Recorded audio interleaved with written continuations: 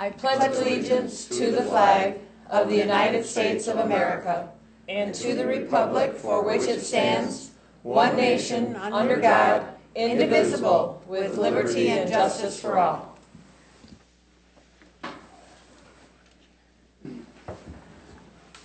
Limited public comment. At this time, any member of the public wishing to address the committee may do so for up to 3 minutes.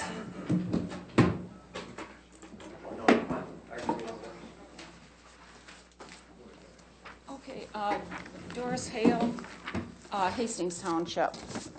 2 years ago, the county commissioners appointed me to a 3-year term at Charlton Park. These 2 years have been immensely rewarding experience. I particularly appreciate working under the able leadership of Sharon Zabrowski, and I appreciate the contribution of all members. As a member of the recommendation committee, I was disappointed to see that our recommendations were put aside. While I understand we work as appointees of the county commissioners, I do feel our time and thoughtful effort should be considered. This is especially so because we are a governing board and not an advisory board. I appreciate the work of the current board leadership. However, the focus seems to me to have moved in the direction of facilities without the emphasis on the overall park. Facilities is an area in which I frankly have less to offer. As such, I am resigning from the board, then another may take my place. Of course, I will continue to support Charlton Park in every way and wish you all the best. Thank you.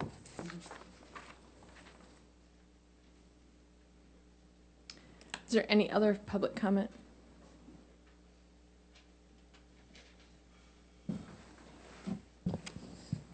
I'll just let you know we're swearing in a new deputy today.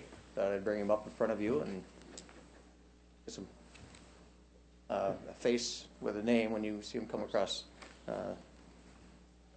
Anyways, this is real short and simple. It's just a simple swearing-in ceremony that we do, and I've also got a badge for him here. We're going to give it to him today. So raise your right hand. Do you solemnly swear that you support the Constitution of the United States of America, the Constitution of the State of Michigan, and that you will faithfully discharge the duties of the office of Deputy Sheriff in and for the City of Hastings, County of Barry, and State of Michigan according to the best of your ability? Yes, sir. Welcome aboard. Thank you. Okay. We'll sign it from here. All right. Yep.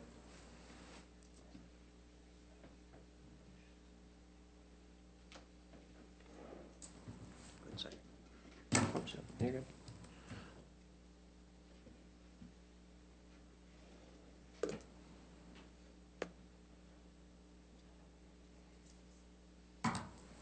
The official start day will be tomorrow morning. Welcome to Barry County, Deputy Heisler. Awesome. Thank you very much.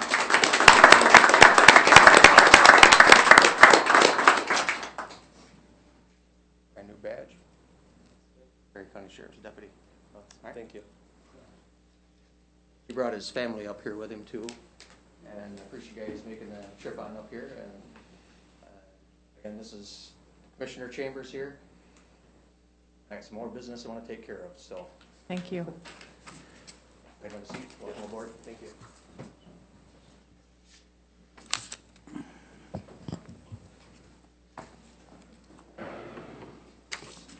First of all, we had a State Department of Corrections come on in, and jail passed its inspection.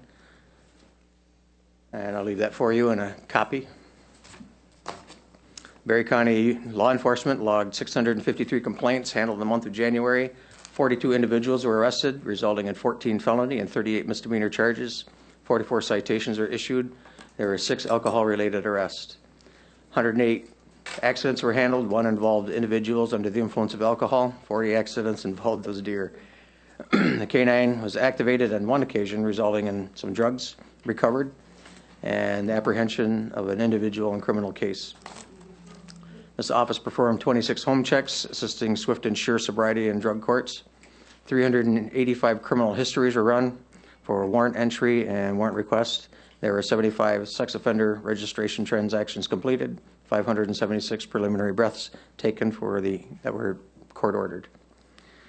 Incidents handled in 2018, 653, and back 5 years, only took me back 4 years. 2014 was 458. That's why it's 2019 to 2014. You wrote the wrong date on there. Accidents handled was 108 in 2014, 108. Cardier, 40 in 2019, 2014 was 47. Arrest in 2019, 42, 14 felony, 33 misdemeanors. In 2014, 54, 21 felony, and 38 misdemeanors. Alcohol-related arrests, there was 6 in 2019 and 6 in 2014. That was for January, by the way. In corrections staff has booked and processed 243 persons into the jail for the month of January, and additionally releasing 177 back into the community. Of the 243 persons booked, 80 bookings classified as weekenders. The daily average inmate population was 80.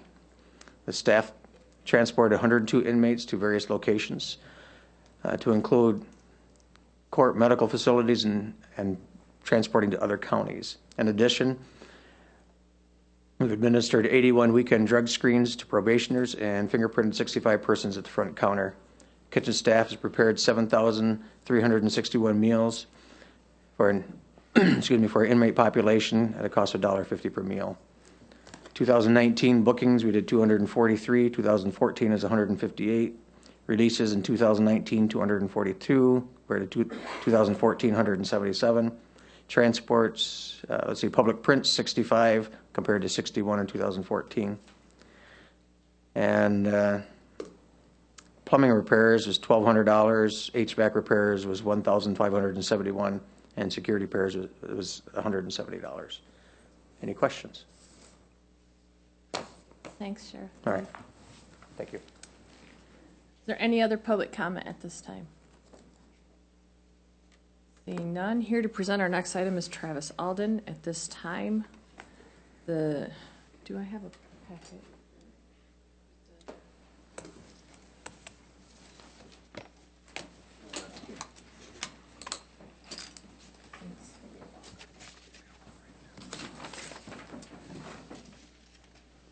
At this time, the chair would entertain a motion to recommend to the Board of Commissioners approval of the agreement for economic development services between Berry County and the Berry County Economic Development Alliance, and its parent organization, the Berry County Chamber of Commerce, for the period of January 1st, 2019 through December 31st, 2019. So moved. Second.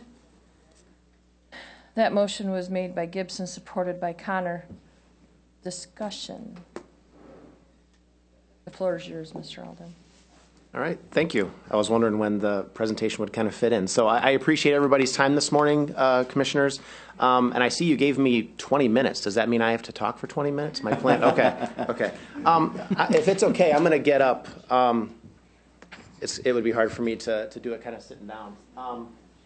I prepared just kind of a PowerPoint here, just a couple of highlights. I know I've been here before and done some presentations, and my intent is not to go through the entire scope of work that the Berry County Economic Development Alliance is focused on. We wouldn't be able to do that in 20 minutes, so I wanted to highlight on just a handful of things. But first, I wanted to thank you, not only for the support that the Commission gives to our organization every year, but for the opportunity to be here this morning and to kind of tell the story of some of the things that we're working on. So I certainly appreciate that. And I probably should have started off, although I know all of you. My name's Travis Alden. I'm the president of the Berry County Chamber of Commerce and Economic Development Alliance, but today I'm firmly wearing the Economic Development's hat. Member or a resident of Irving Township. So who we are, we're two organizations under one roof. You'd be surprised how rare that is. To see that alignment and to see that efficiency. In a lot of communities, you see a chamber and a development organization not only not aware of what other are doing, but sometimes at odds. And we are very fortunate to not have that in Berry County. With that comes some efficiencies, shared staff, shared facilities, but we do have two separate boards, separate budgets, separate financials. But I like to think that we have maximized the efficiency and bang for the buck kind of on both sides there.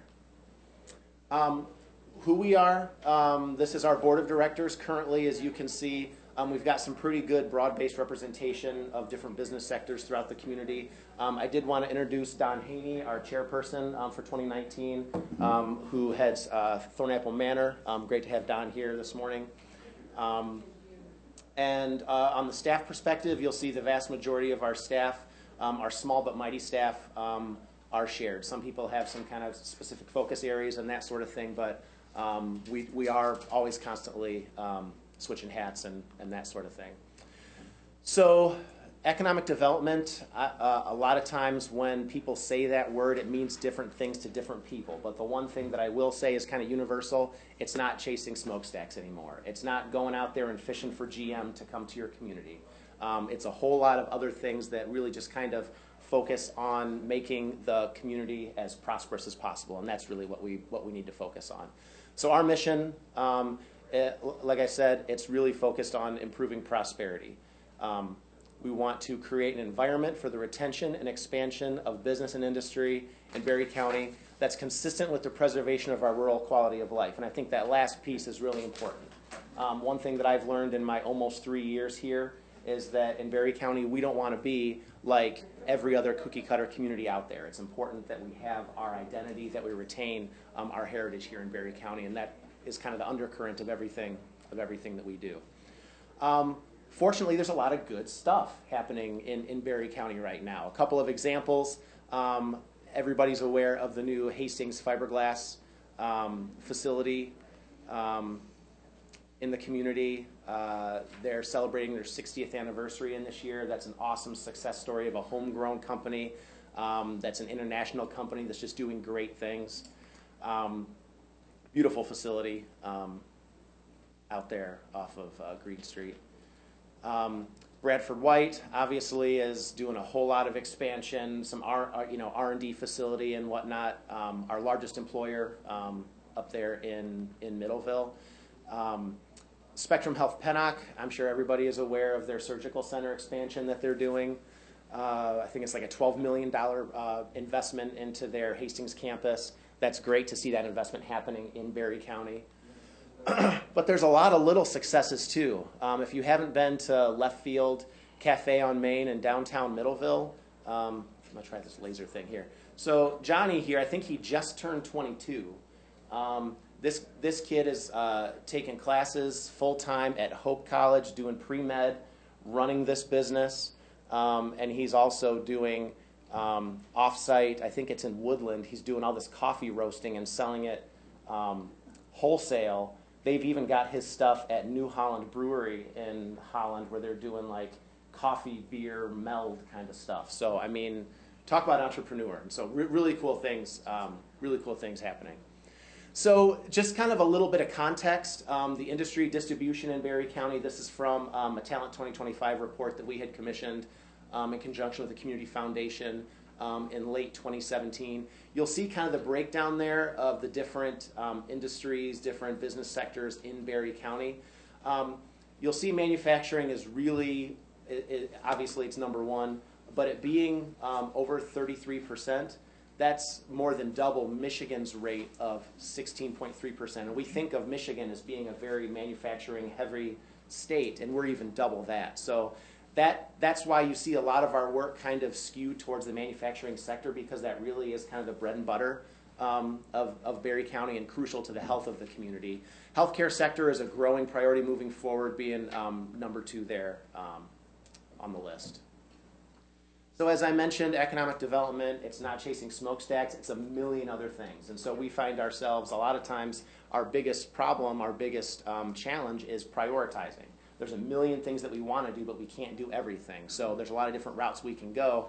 And so we really try to do this in a strategic kind of way. And I included our strategic goals document in with your packet today, so you have that as a reference point. But really everything that we do is driven by how we answer that question. What are the impacts that we as an organization want to have on the Berry County community? Not just the stuff that we want to do, but the impacts that we want to have, because I think that's a key distinction there. And so really we've broken it down into those four focus areas, and all of our different projects, all of our different work areas fall under one of those four headings. I think this was also in your packet, a copy of our 2018 impact report. What that does is kind of flesh out our goals and kind of where we've kind of moved the needle in those different goal areas over the last year or so. So nice recreational reading when you're trying to fall asleep at home at night. But the couple of things I want to focus on today, again, I'm not going to go through all of them, but I want to focus on a couple of things. The stimulating economic growth piece and the catalyst for maximizing Berry County's potential. I'm just going to try to go through these really quick. So as you're aware, the Brownfield Redevelopment Program is a significant tool for communities to use to redevelopment properties within their communities. And thank you to the County Commission for working with us to kind of reboot the county's Brownfield Redevelopment Authority about a year and a half ago, maybe a little bit less than that. And right out of the hopper, we had a project at the Stickman Bakery there in Yankee Springs Township. Doesn't look like much there. It doesn't look like much right now. They have done a whole lot of the environmental testing and issues and those sort of things out there using brownfield dollars. Otherwise, Mr. Wells wouldn't be able to get this project up and going. But the vision there is to install a wholesale bakery there so he can take his great product to a much wider audience, and then convert his existing bakery into a full-service restaurant. So there's kind of a ripple effect there, which will be great for that whole part of the county. We were able to secure a $175,000 DEQ Brownfield grant for that project, and that'll leverage over $500,000 in investment, some new jobs, and a whole lot of increased economic activity in that part of the county. And there are currently potential brownfield projects kind of brewing in Delton, Dowling, Middleville, a couple of other places. But those are ones that we're kind of actively working with MDEQ on right now to try to get some projects going. Another piece that I know everybody is aware of is the housing shortage and the issues that come with that in Berry County. And it's interesting because housing really isn't any organization's primary focus area. It's something that a number of organizations kind of dabble in or have as one of their priorities, but it's really nobody's focus area. So we've kind of taken it upon ourselves to kind of be the convener and kind of decide, work with the community moving forward on how we want to try to address that. I think a couple of you were able to attend this. This was our economic summit in November. We were able to bring in these four individuals from Ottawa County. We have Angela, their head of their economic development organization, Ryan Kilpatrick, who's the director of Ottawa Housing Next, Patrick Moran, who's the executive director of the Ottawa County United Way, and then Paul Sachs over there, who is the county planning director for Ottawa County. And all four of them kind of gave their perspective and their history on what they've done in Ottawa County to kind of address the housing issues that they've experienced there. And it's interesting, what started off as kind of a United Way exploration of needs and gaps in the community and that sort of thing really ended up involving all these other partners into the formation of this organization called Housing Next that they hired Ryan for. And man, he's a firecracker. I mean, he's got projects going kind of right out of the gate. So they kind of came in and did a panel discussion. We had over 100 people, 100 members of the community there asking questions, hearing what they're saying as kind of potentially best practices. I'm a big fan of R&D, rip off and duplicate. If it works in another community, let's not reinvent the wheel. If there's pieces we can pick to work here. So I'm kind of using them as a model, not that we'll follow their footsteps exactly, but their initiation point was convening community conversations. And really that's what our next step is. So our continuation of this conversation is actually tomorrow morning, 8 a.m. at the Community Foundation building. It is open to anybody to attend who wants to be a part of the housing discussion. We don't really have any preconceived notions of what's going to come out of this, other than I really hope there's some action steps of, okay, who's going to take on what. I don't want it to just be a sit and get kind of meeting. It needs to be a meeting where people are willing to be a part of the solution, and that kind of needs component there is going to be a big piece. Talent. We all know talent is a big issue in Berry County. It's a big issue regionally and kind of statewide. And this has been kind of the focal point of a lot of our work really over the last couple of years. And this is an area where we've really started to move the needle, which is fantastic. One of the most visible things that we do is we spearhead the career exposure tours every October. We kind of piggyback it with Manufacturing Week, which is a national initiative. I'll just kind of cycle through some of the photos here. Yeah, it was during October last year. We had 13 different sites, an increase of more than doubled the number of sites we had last year. 6 local high schools and almost 900 student experiences. That's not 900 individual students, because some students had multiple experiences at different sites. But that's about double of what we had the year before. And one thing that was cool this year is that we included healthcare as kind of a track that students could pursue. If they knew they weren't really interested in the manufacturing end, they could look into healthcare. So we had experiences both at Pennock and also Thornapple Manor, which was a great addition. So I'll just go through some of the photos here of some of the sites, and these are some of the students from TK who are at Middleville Tool and Die. There's Don showing some kids around Thornapple Manor. And really the idea behind this is to just kind of pull back the curtain a little bit. I mean, a lot of these students, they're used to, their whole childhood, they're driving by these big facilities. They have no clue what goes on inside. The idea is to get them inside to see what's going on, and also to hear from not only kind of the higher ups in some of the companies, but also folks who are working the floor, folks who have been there 5, 10, 15 years, and how they've been able to work themselves up through the career ladder at that company to see what the opportunities are. Advanced Stone in Middleville was one of our new additions this year, a small family company, but they're doing some awesome stuff up there. Obviously, FlexFab does an amazing job of connecting careers with education and pathways and whatnot. TNR Machine, if you know Tom Watson, he's an amazing advocate for skills training, CTE, that sort of thing. Dave at ChemQuest, again, they're doing some expanding at their facility up in Middleville, so a lot of cool things going on. And then this was really cool. This was the first large-scale tour they had at their new facility at Hastings Fiberglass, which was really cool. That list kind of rounds out all of the sites that we had this year.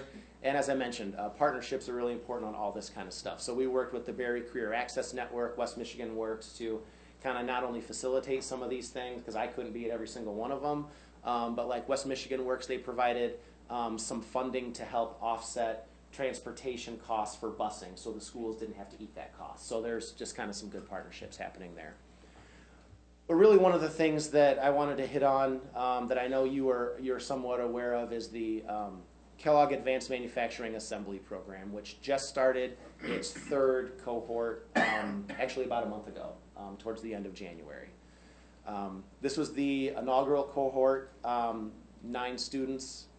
This was the summer of 17? Summer of 17? This is down at TNR Machine. And really what this is intended to do is link either recent high school grads or the way we've got it set up now, which is dual enrollment. So it's done during their senior year, the 2nd semester of their senior year. Get students some real hands-on experience in a manufacturing setting. Connect that with the math that they've learned in the past, and give them some soft skills training and interviewing and team building and kind of the whole 9 yards. This is a photo of the dual enrollment cohort last spring, which we had, I believe, 15 high school seniors completed that, and we have 18 in the cohort going on right now. So that number continues to go up, which is fantastic. I mentioned some of the things that come out of that. They do end up with some college credits if they do want to continue in their education. One thing that I know Mike Schneiderhan, our workforce development coordinator, would say that comes out of these experiences is most of the students that go into the CAMA program have not had a lot of success academically in a traditional academic setting. But then when you put them in a situation like this, where it's hands-on, where they can see the connection of maybe algebra or geometry or that sort of thing into what they're doing hands-on in a manufacturing setting, it clicks for them. and education no longer is a four-letter word for them. They are excited to continue training because they see how it'll positively impact their career. So we had kind of a quasi hiring day at the end of the cohort last year. You know, I envision a signing day at some point where, you know, just like how the quarterback picks what college he's going to go to, we've got these students picking what company they're going to go work at, and it's that important. So here's FlexFab hiring somebody, and I think a couple of you were able to be at our Chamber of Commerce Awards dinner last month, and I know both Chase Fitzpatrick and Jacob Christensen. You all heard from them maybe 5 months ago. They came here and kind of spoke about their experience. To have these two guys come to that awards banquet and get up in front of 230 business people from throughout the community with the confidence that they had. I mean, these two guys, I met them right when they started last year, and they're completely different people. And they're both having great success at Hastings Fiberglass. He said it there, so he wouldn't be mad if I said it here today. But Chase here, he told a great story of when he was, and I think he might have mentioned some of this when he was here before, but his mom passed away when he was 6. His dad has been in prison for a number of years, and he's having such a great experience at Hastings Fiberglass. He was able to, because now he's getting paid well and that sort of thing, he was able to go buy a new truck like maybe a month or two ago. And he said it was the proudest moment of his life when he was able to go pick up his father getting out of prison in his new car. And the pride that he had to kind of show his father that he was breaking that cycle and that he was going to be successful no matter what. I mean, that's the kind of thing that gives me goosebumps. And that's the kind of thing that really reinforces this is why we continue to do this sort of thing, because it really is changing lives. And I guess the last thing that I want to mention is our Rethink West Michigan activities. So developing a workforce pipeline locally, like through the CAMA program, is a piece of the puzzle, but also being an attractive area for people to locate here from outside the community is important as well. And so we partner with Hello West Michigan. We've done this 2 years in a row, is to have a talent attraction event on Thanksgiving Eve at the Waldorf. So that's the biggest bar night of the year. That's when a lot of people who are from the area are coming back to visit family and that sort of thing. So we have kind of a, I'd say an informal kind of networking business event upstairs in the 3rd floor ballroom of the Waldorf. And really it's about connecting people who have roots here, that have moved away for education opportunities, whatnot, and who are thinking about coming back. You hear about these boomerang folks who are from the area and they go cut their teeth in Detroit or Chicago or the Twin Cities or something like that, and they want to come back. So the one story I want to mention, Gary here, he came to our event in November of 17. Hastings grad. He went to school and then got a job out at Chrysler and had been there for, I think, 5 or 6 years, mechanical engineer, doing some really cool stuff. But he missed Berry County. He missed his hometown. And so he was kind of thinking about coming back. Emily Doherty here was a classmate of his. She knew about the event and one-on-one invited him to come along, maybe you want to see what opportunities are here. Here he's talking to Dave Baum from Hastings Fiberglass. So long story short, he ended up being interested in a job at Viking. They offered him a position as a mechanical engineer. He has since moved back to Berry County, and he bought a house in Hastings. And that is really kind of what this is all about, is because everybody that we can get to come back home because of the opportunities that they might not even know were here, has this kind of ripple effect. So this is somebody who's now living in Hastings, patronizing our local businesses, hopefully someday has kids going to the schools and, kind of the whole 9 yards. And that's really what it's all about. And in a conversation with him, he said that growing up, he always thought he was going to have to leave the area to be a mechanical engineer. He grew up in Hastings, and he had no clue of the opportunities that we have here. So that dovetails in with those career exposure things and kind of the whole, presentation up to this point. So I'll just kind of wrap it up by kind of going back to that mantra that everything that I've talked about is economic development, but it's not that traditional definition of going after the big fish. It's really focused, targeted impact on building prosperity in the community. And like I said, Chase is a great example. We're improving lives as we're doing this, and obviously the county is a huge partner in that. So I guess I will leave it at that. Are there any questions? Don is here as well. If there's any questions for him as chairperson. Keep up the good work. Thanks, Travis, and I think your 20 minutes was easy for you. Over? Oh, sorry. It's all good. So the question,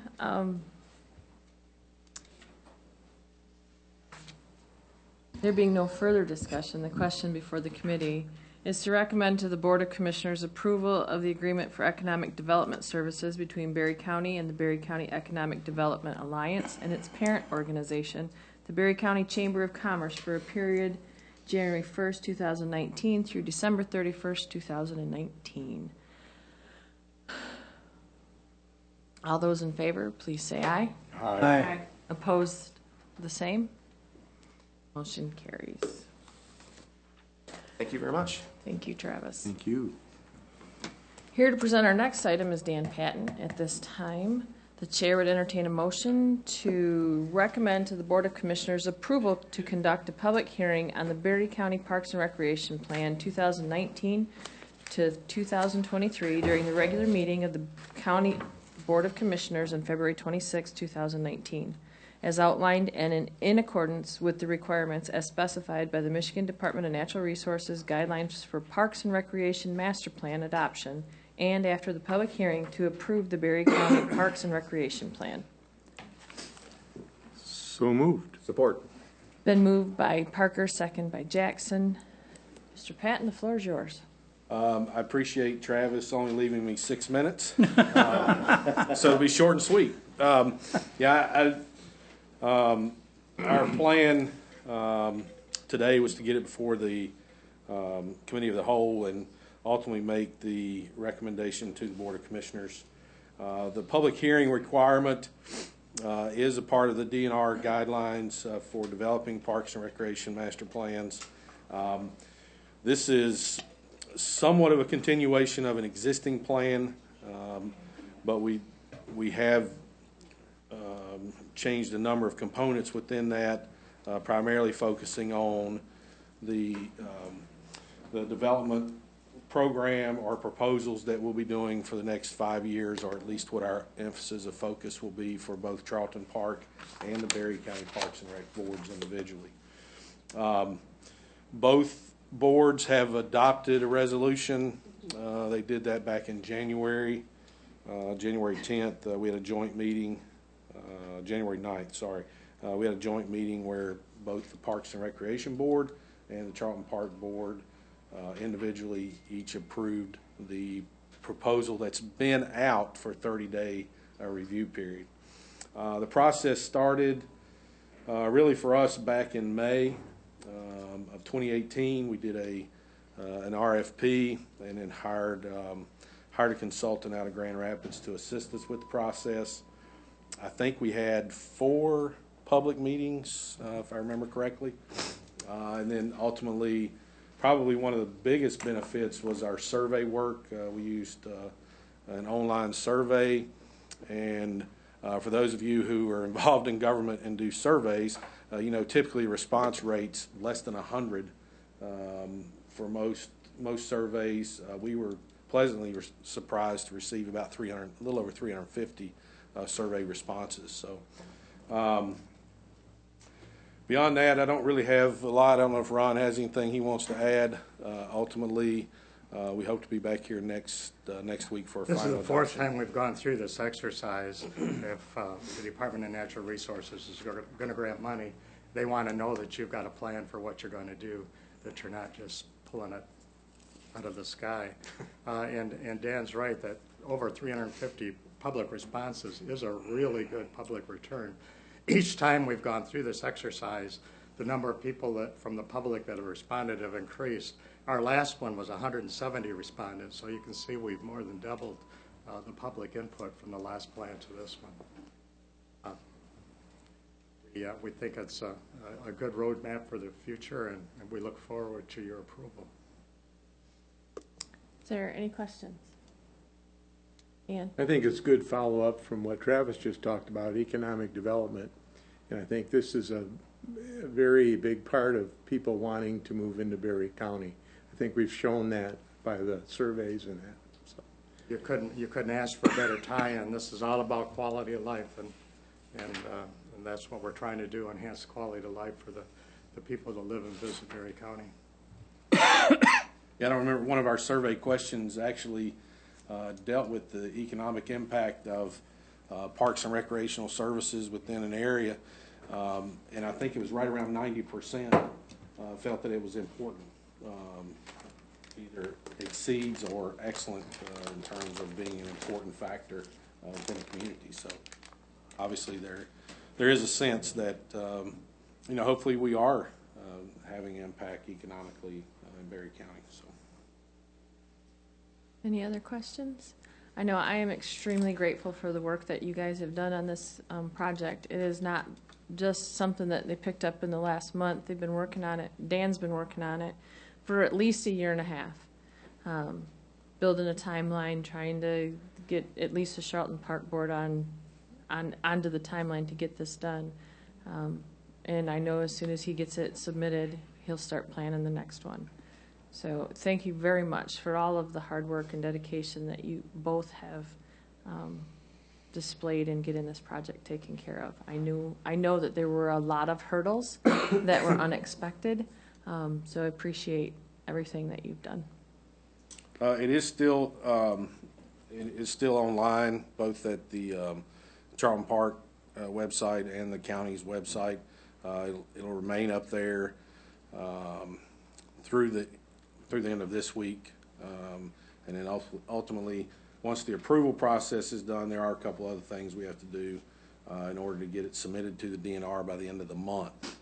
So I would indicate we are on a little bit of a timeline with this. It does have to be submitted by March 1st. So once that's done, we should be good to go for the next 5 years. So We weren't procrastinating. It just takes a long time to go through the process. It does. Are there any other questions from the Board of Commissioners?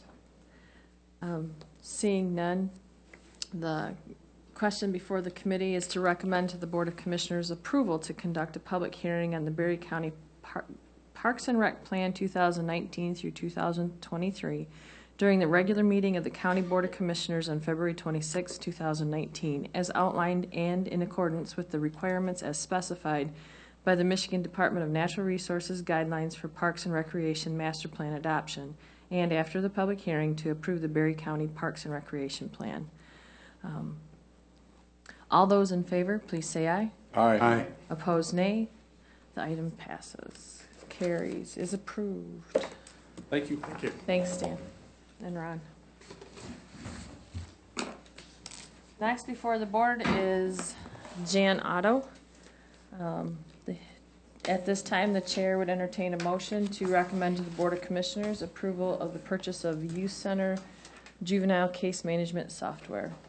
So moved. Support. Been moved by Smelker, supported by Gibson. Good morning. Thank you very much. Morning. So as you may recall that we, within the juvenile court, are working on under a continuum of care grant with the state. And what we are working towards is developing processes and programs to continue to reduce the number of kids going to detention facilities or residential facilities. One of the things that is really critical to us is data. and timely data. So as our probation officers are out in the field dealing with kids, if they have timely information, they can review exactly what's been happening. They're able to make better decisions, and data for all of us, as we know, is important. So as part of the continuum of care, we are looking at this software. It's called the Youth Center Case Management Software. It was developed here in Michigan, in Allendale, in conjunction with the Ottawa County Juvenile Court. There are, to the best of our knowledge, there are no other case management softwares that are specific to juveniles. Many things that are specific to the adult system, but not to the juvenile system.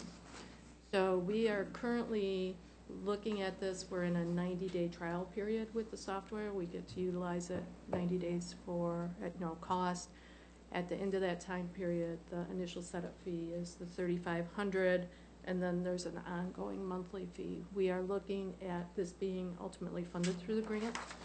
So we've asked for the $3,500 to be reimbursed through the grant, but I've also asked for the full 1 year maintenance going forward to be funded. So we're keeping our fingers crossed to see if they will approve it. Any questions for Jan? Seeing none, the question before the board is to recommend to the Board of Commissioners approval of the purchase of Youth Center Juvenile Case Management Software. All those in favor, please say aye. Aye. Aye. Those opposed, say nay. The motion is approved. And back with us is Jan Otto. At this time, the chair would entertain a motion to recommend to the Board of Commissioners approval of the grant for $10,000 between the MDHHS and the trial courts for regional detention support services, and authorize the board chair to sign the contract. So moved.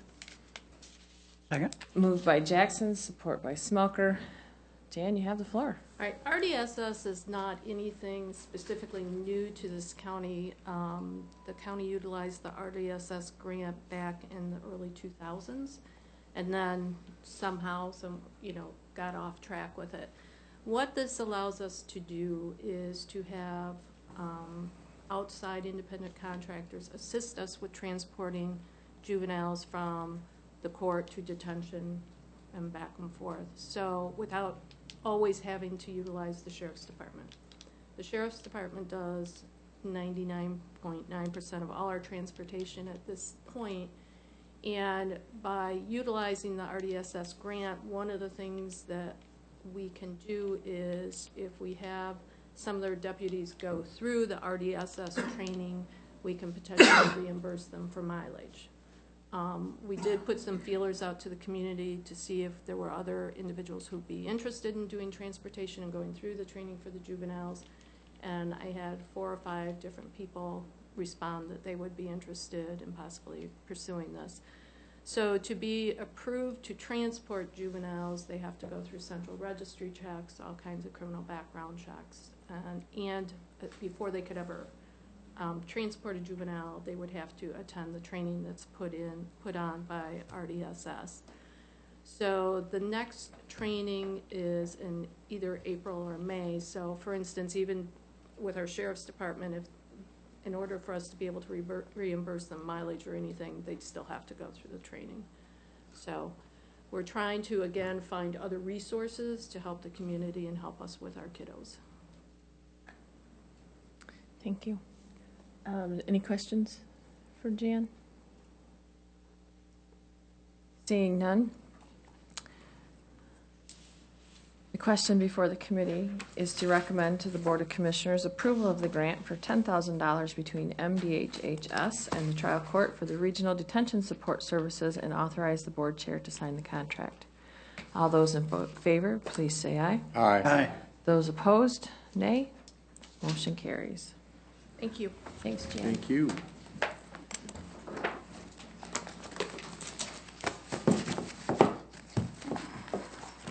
At this time, limited public comment. Any member of the public wishing to address the committee may do so for up to 3 minutes.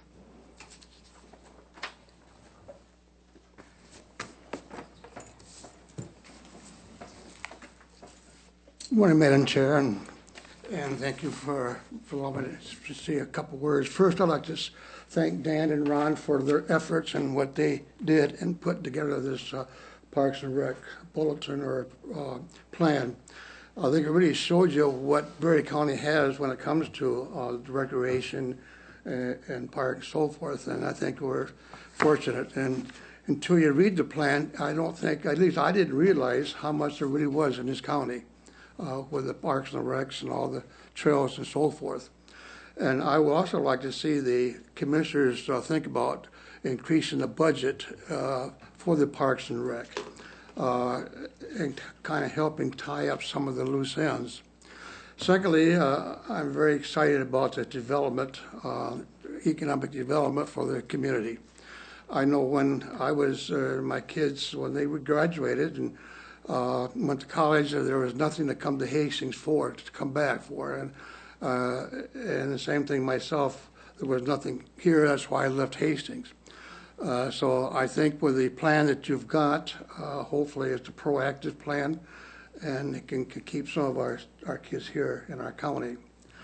So again, thank you for all your hard work and so forth, and I think it's appreciated. Sometimes you probably don't think so, but it is appreciated for the dedication that you all have. So thank you. Any other public comment?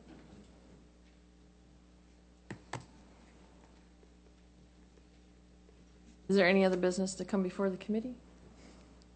There being no further business and without objection, the committee will now adjourn.